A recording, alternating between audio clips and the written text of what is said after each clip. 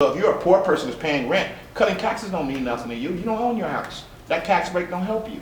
So I think that, we have to put more money into not only just the hood, but into all of our schools, into our after-school programs, into organizations like Boys and Girls Clubs and places like that. When they took the money out, when they took the programs out, that's when the crime went up, that's when the despair went up, and that's when people gave up. Well, do you think that the police do you think that they play a part in the crime rates as well? Okay, there's good and bad people in every profession. My father was a police officer.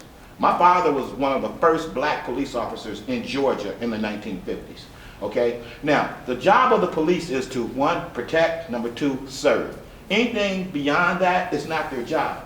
You have some people that, are bad by nature, you have some people that were brought up in different types of environment where they might not be as close to you as I would be, and you have a lot of black people that aren't going to be as close to you as others.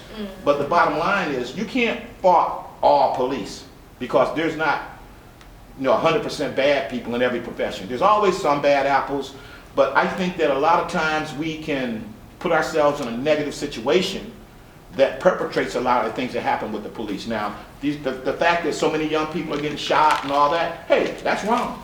And those people should, go to jail, and they should pay the price. What's been going on here in Milwaukee with the Dontre Hamilton? Are you looking at what's going on that just happened in South Carolina and some of these other places? That was just wrong. That was police being wrong. That was bad people making bad choices. But at the same time, you got to realize that they are in a job where they got to make split-second decisions. And those split-second decisions can either save their life or in some cases it's taking the lives of other people. Well, do you think because I agree with that, but sometimes I feel myself that they should do a better kind of research of their officers and when it comes down to maybe mental issues. I don't want to say that they have mental issues or something like that, but to me, in my opinion, for people to just go and just kill people like that, I feel like they got some kind of mental issue. Do you agree with that? Well, I don't know if it's fact it's all mental. Like I said, a lot of times, in each situation is different. Sometimes, like I said, you got rogue police officers. My dad worked in the 50s for the sheriff of Terrell County, Georgia. The sheriff of Terrell County, Georgia was also the Grand Dragon of the Ku Klux Klan. Okay? So now that's a rogue environment. That's an environment where you have a group of people that don't like you, and now all of a sudden you are one of them, and then you have to strike that balance of doing your job, but at the same time making sure that you don't let them get away with crazy stuff that they shouldn't be doing. But again, you can't say all police officers are bad. There's been a lot of crazy stuff happening with the police, but I would rather have a community where there are people there to protect and serve than to have some of these, go to some of these other third world countries. It's a lot different. That's another thing about getting a good education. Once you get a good education, now you can travel and you can see how other countries are. And when you look in terms of where we are now, it could be a lot worse. Yeah. Mr. Okay. Do you think the government have a role to this, as far as the guns on the streets? Yes, I do. Because now first of all, it's a shaky balance between gun rights and having too many guns. Okay, first of all, I think that every law-abiding citizen should have the right to have a gun. Okay, but at the same time, along with that right comes responsibility. So in other words, if you have a gun in your house and all of a sudden someone breaks in your house and steals your gun, well, something's got to happen to you for not securing that gun. Okay? Because we have too many guns in the streets. We know that most of the people that have guns in the streets didn't go to Kmart or Walmart or to Gander Mountain or some of these places and buy those guns. You get it from somebody in the hood. We know how that works. So the government can make the laws, but the people have to actually do their part to make sure the laws are followed. Okay. Mr. Johnson, I have a question for you. Do you think CARE can motivate our communities? CARE is the thing that's missing in a lot of situations. Having people in your community that actually genuinely want you to do good. I'll give you an example. When I was 13 years old, there was a lady named Miss Ernestine Watlington she ran a program called the Neighborhood Action Program. And the Neighborhood Action Program, after school every day, if you were a kid, you could go there and they'd have, you know, some, a meal for you after school, activities for you after school, and training for you after school, so that you can start being trained to get one of those jobs that she would have for you once you got to be 14 years old. And then in the summertime, she would place you in jobs as playground instructors or working in summer camps or cleaning up the city, you know, all kinds of things like that. And she did those things because she cared, not to earn a paycheck.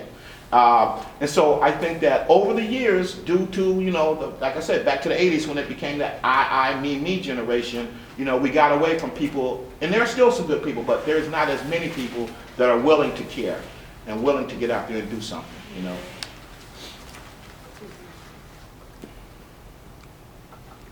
Any more questions?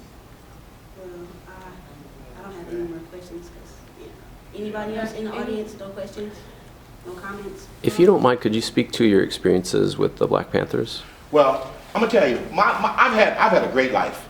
First of all, my life has been great. I mean, I'm not rich, but I live. I don't miss no meals and nothing. I go where I want to go. You know, I have 2 sons, and they're both doing well in life. My wife and I moved back here to Milwaukee from Pennsylvania. I'm one of those persons that, you know, I've been blessed. Now, coming up, you know, I had some crazy, okay, first of all, go back to where I was born. I was born in the most racist county in America. If you Google Terrell County, Georgia, it'll come up, Terrible Terrell. That's where my church was bombed. That's where my dad's business partner was hung. That's where my cousin was hung in jail. That's where one of my cousins was given an ultimatum of either go to the Vietnam War or go to prison.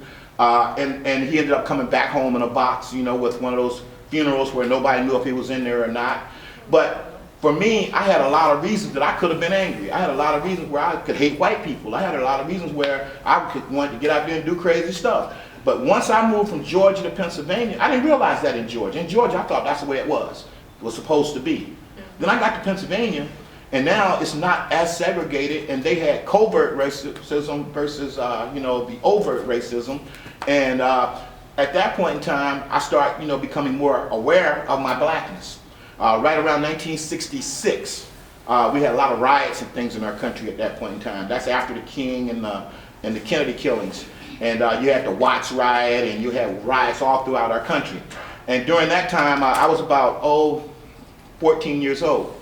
And I was finding myself, you know, which way am I going to go? So we moved from the suburbs where, you know, it was peace and calm and quiet to the hood. And I mean, my mom, you know, had 7 kids, single parent, we in the hood on welfare, and my life was totally different from that life I had known in Georgia, where I was, you know, upper middle class family with whole lot of land in our family. My dad owned 3 or 4 businesses.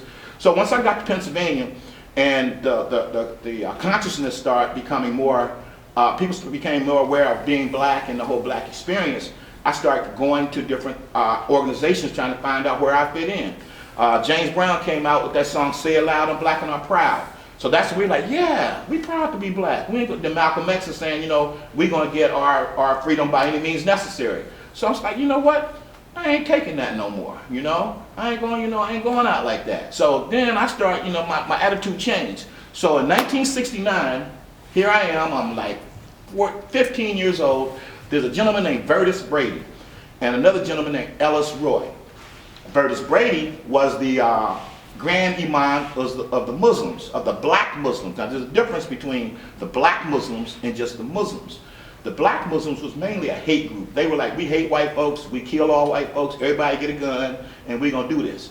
Then the other group, and you know, so I went to a couple of their meetings, and I realized that, you know, plus me, I was a coward. I'm gonna tell you, I didn't want to get killed, I didn't want to die, and I didn't want to go to jail. So when I started going to the Muslim meetings, I realized real quick, you know, maybe I don't want to do this. And then my mother found that I was going to the Muslim meetings because they would come to my house to get me to go to the meetings. My mother was like, oh, you stay away from them fools. So then I went the other way. Right around the corner from me was the Black Panther office. And there was a man named Mr. Ellis Roy, who ironically today, as we speak, he's a retired, he went from leader of the Black Panthers, who was the person that recruited me and all the other young men in 1969 and 1970 into our local Black Panther Party chapter. Ellis Roy was leading us into all of the things that was going on in terms of, we had a major riot There was 2 young men got killed. One was a guy, Mr. Scott, Brother Scott, who they ended up naming the 14th Street Playground after him.